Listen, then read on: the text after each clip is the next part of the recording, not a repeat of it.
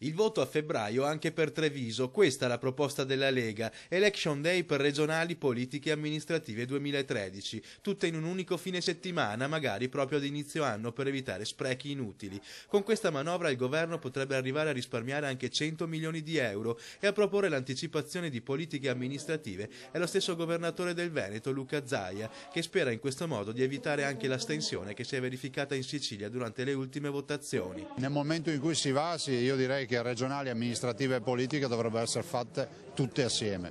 Non ha nessun senso avere convocazioni diverse. Ma ora rimane da capire quale sarà la data di un eventuale Election Day. La prima data utile è già stata fissata dal ministro dell'Interno Anna Maria Cancellieri. Occorre fare l'Election Day sia per le elezioni regionali che per quelle politiche e naturalmente anche per le amministrative. E la data che aveva dato il ministro Cancellieri, quella del 26 gennaio come prima data utile, è come prima data utile, quindi molto probabilmente si andrà a fine febbraio, primi di marzo. E per le elezioni di Treviso non rimane molto tempo per decidere, per questo il segretario provinciale conferma che nel giro di pochi giorni si saprà il nome del candidato sindaco. Abbiamo 4-5 mesi davanti, 4 mesi sicuri, quindi questa settimana vedremo di rompere gli indugi e di decidere finalmente.